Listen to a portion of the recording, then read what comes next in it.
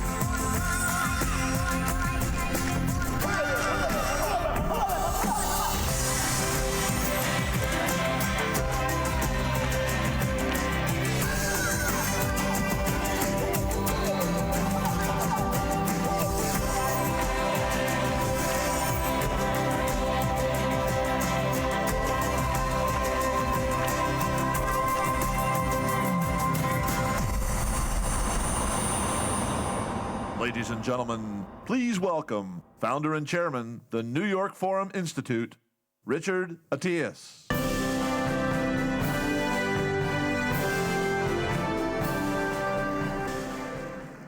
Monsieur le Président de la République gabonaise, Monsieur Ali Bongo Dimba, Monsieur le Président de la République de Côte d'Ivoire, Alassane Ouattara, Madame la Première Dame, Mesdames et Messieurs les ministres, Excellences, chers amis, c'est avec beaucoup d'émotion que je suis là devant vous pour cette 4e édition du New York Forum Africa.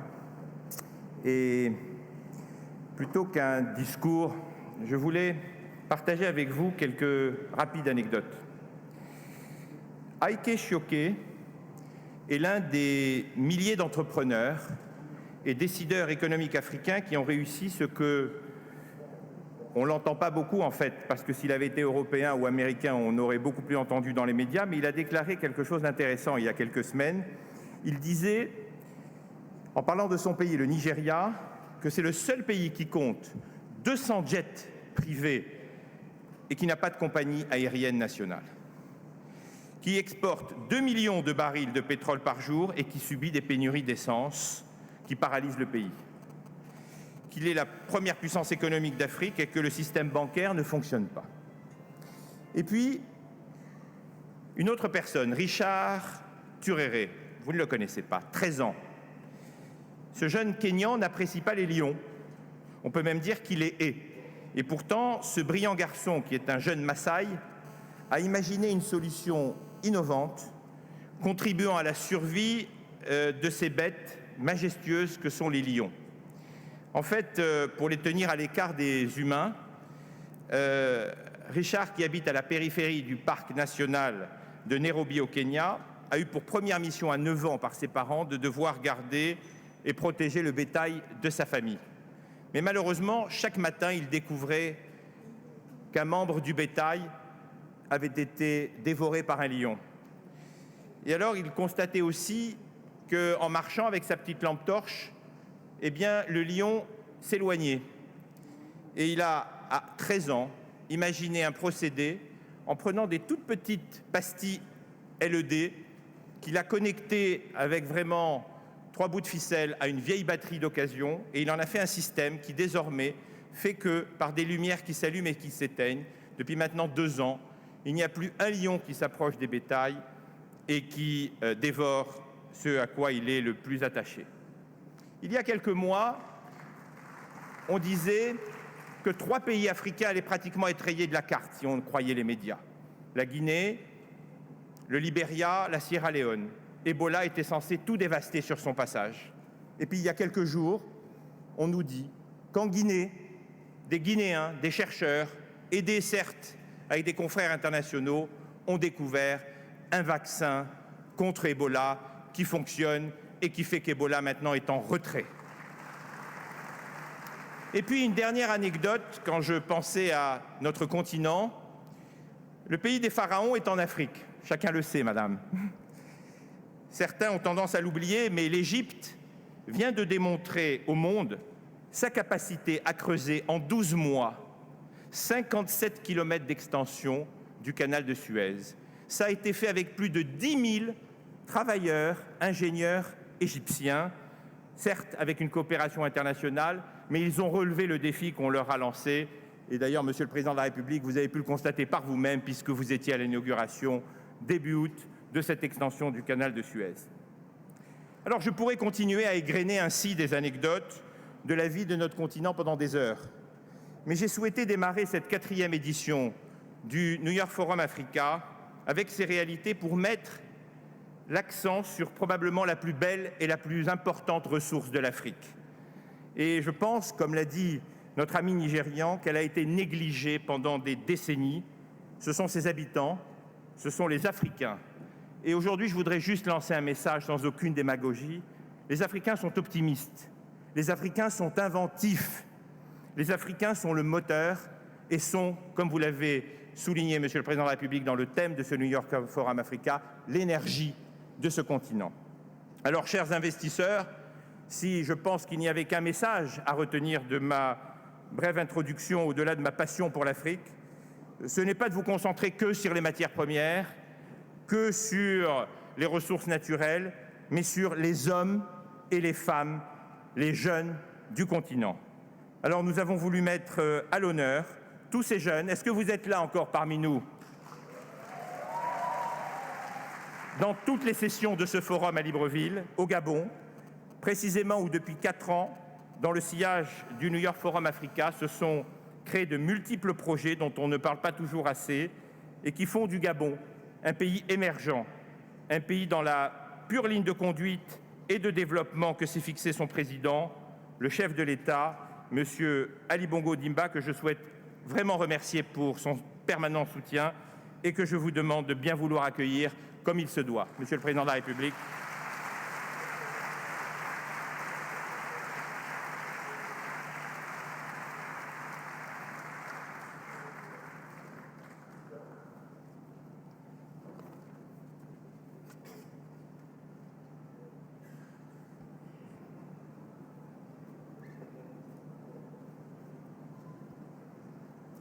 Mesdames et messieurs, malheureusement, je n'ai pas autant d'anecdotes aussi plaisantes que Richard. Il faudra qu'on le convie sur le podium après mon discours pour à nouveau détendre l'atmosphère. Monsieur le Président de la République de Côte d'Ivoire et très cher aîné, M. Alassane Ouattara, Mesdames et Messieurs les ministres, représentants les chefs d'État de la République française, de la République du Congo, d'Égypte et des Émirats arabes unis, Madame le secrétaire général de l'Organisation internationale de la francophonie, Messieurs les anciens chefs d'État et de gouvernement, Monsieur le Premier ministre, Mesdames et Messieurs les présidents des institutions constitutionnelles de la République gabonaise, Mesdames et Messieurs les membres du gouvernement, Mesdames et Messieurs les ambassadeurs, représentants du corps diplomatique et des institutions internationales, distingués invités, Mesdames et Messieurs, je voudrais, avant toute chose, au nom du peuple gabonais et du gouvernement de la République, vous remercier très chaleureusement pour l'honneur que vous nous faites de participer à cette 4e édition du New York Forum Africa. 4e déjà. Certains parmi vous nous honorent pour la première fois, tandis que pour d'autres, ce sont des visages désormais familiers de nos échanges dans le cadre de ce rendez-vous annuel. À tous et à chacun, je dis encore une fois merci.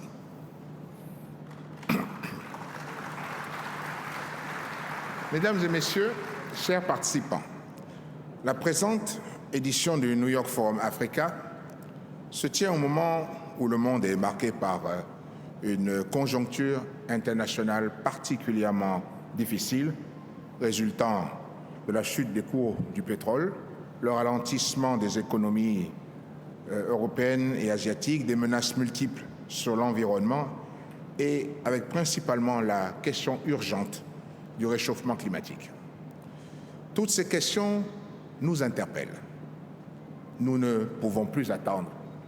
Il nous faut agir. L'Afrique a des partenaires traditionnels avec qui elle veut compter pour agir. Dans une économie interconnectée, aucune région n'est suffisamment forte pour se passer d'une autre. C'est pour cela que toutes les initiatives qui favorisent les échanges et la recherche de solutions concertées sont à encourager.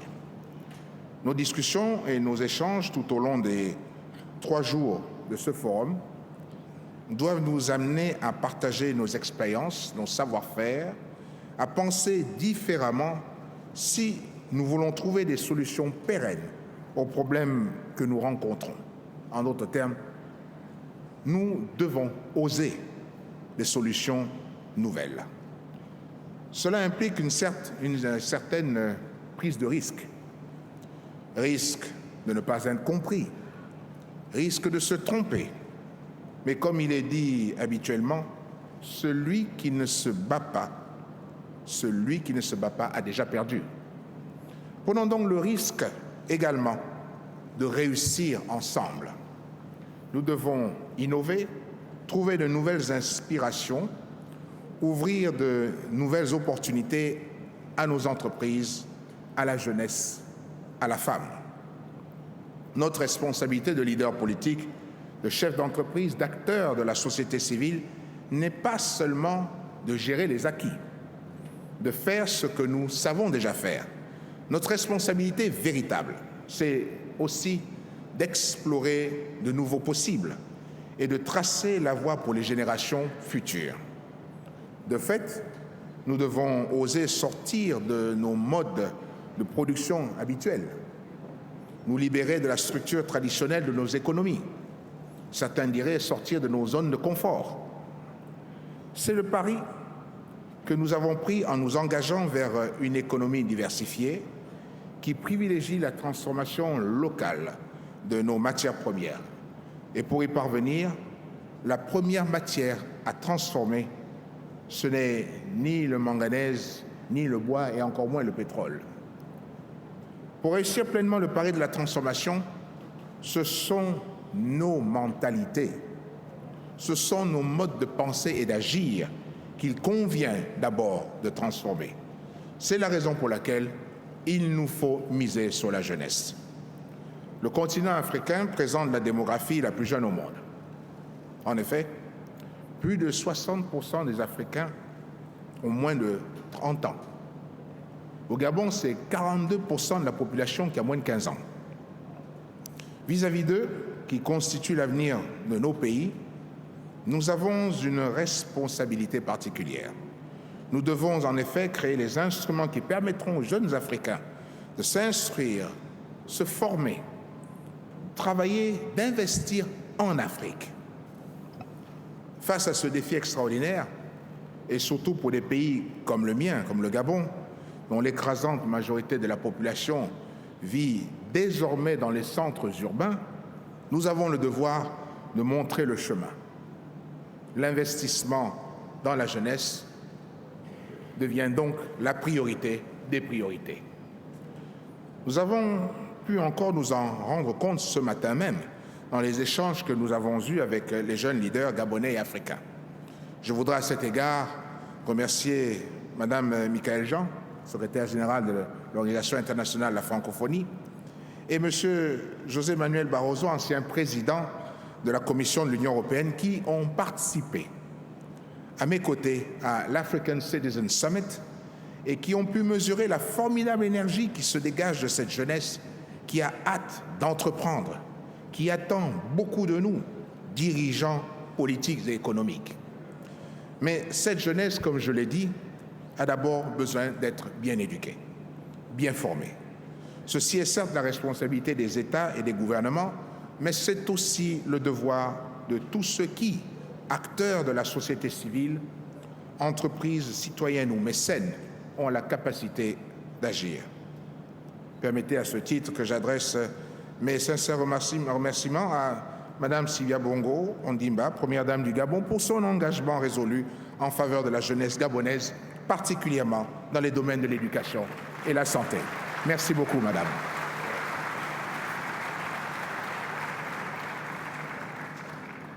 Mesdames et Messieurs et chers participants,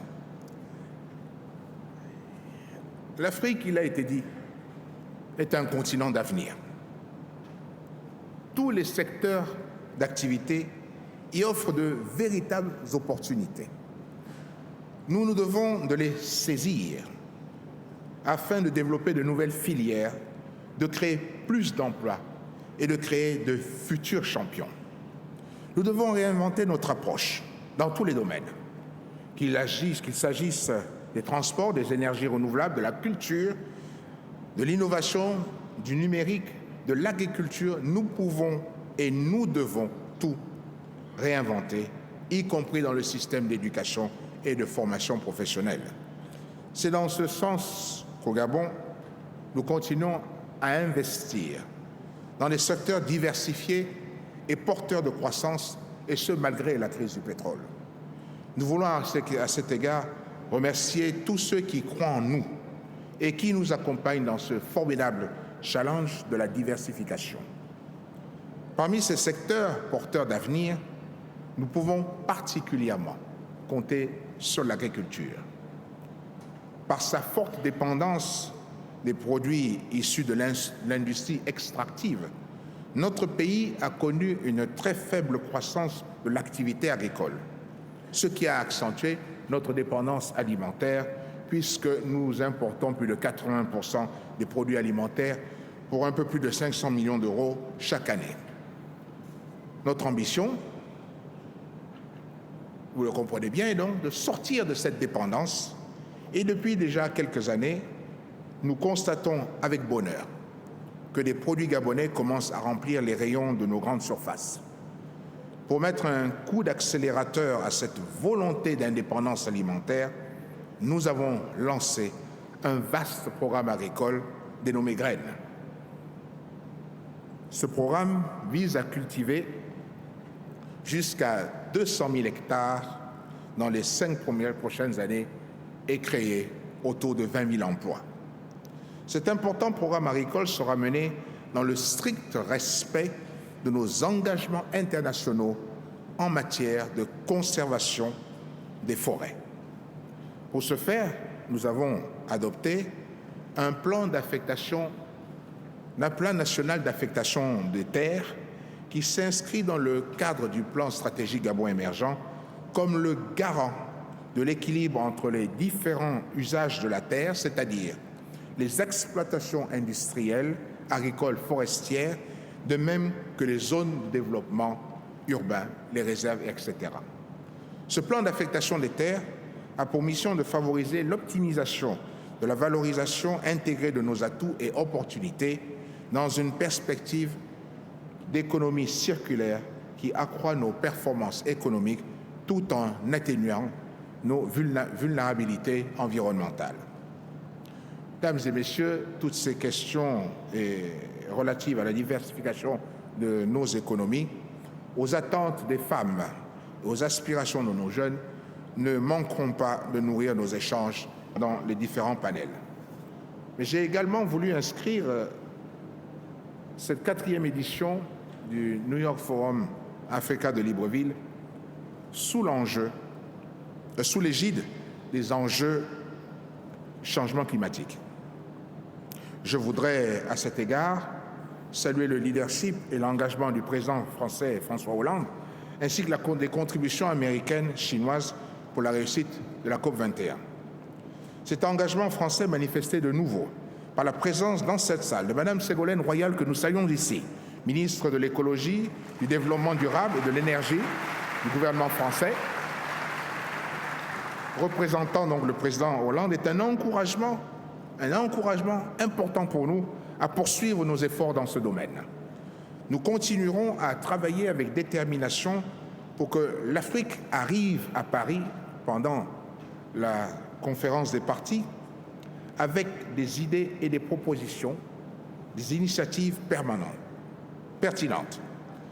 Dans ce sens, je voudrais saluer ici les contributions déjà enregistrées des pays africains pour la réduction résolue des émissions de gaz à effet de serre. Notre développement économique, notre ambition légitime à l'industrialisation ne peut occulter les problèmes posés par le phénomène du changement climatique. Si pour certains de nos concitoyens, cette problématique restait encore floue il y a encore quelques années, la situation a bien évolué depuis lors. Aussi, au moment où la communauté internationale est à la recherche d'un consensus sur la réduction des émissions de CO2, la mise en œuvre de notre plan national d'affectation des terres s'inscrit dans la contribution que le Gabon entend apporter à la résilience de la planète au choc des changements climatiques. Le démarrage effectif de l'Agence gabonaise d'études d'observation spatiale, AGEOS, chargée de l'acquisition et du traitement d'images satellitaires destinées à améliorer les surveillances de notre environnement, vient compléter ce dispositif qui est encadré par 2 instruments juridiques majeurs: la loi d'orientation sur le développement durable et la loi portant code de l'environnement. J'ai tenu à ce que ces sujets soient abordés dans le cadre de la présente édition du New York Forum Africa, de sorte que les conséquences économiques et sociales du changement climatique en Afrique soient également évoquées. L'avenir de notre continent est étroitement lié à ces enjeux. Il ne peut s'en sortir que par des solutions globales concertées. Ce consensus mondial, nous avons également le devoir de le rechercher, s'agissant d'une autre question tout aussi alarmante que celle des flux de personnes que l'on appelle les migrants. Cette question nous touche également et nous devons y apporter une solution globale. Aucune barrière physique, aucun mur, aucune politique répressive ne peuvent empêcher chez un être humain l'aspiration au bonheur et au mieux-être. De tout temps, sur toutes les latitudes, l'homme confronté aux difficultés liées au climat, à la faim, à la guerre, a toujours recherché ailleurs, sous d'autres cieux, des espaces cléments pour l'accueillir. Ceci est vrai depuis le Néandertal, et rien ne peut stopper irrémédiablement cette quête de paix, de sécurité et de bonheur inhérent à tout être humain. À moins de trouver des mécanismes adaptés pour que chacun trouve sur son sol cette paix, cette sécurité, ce bonheur. L'Europe, qui subit l'arrivée continue des migrants d'Afrique, d'Asie, du Proche-Orient, a raison d'essayer d'apporter une réponse concertée à ce qui est clairement devenu une crise. Mais aucune solution définitive ne sera trouvée sans la contribution des pays de départ. C'est pourquoi je fais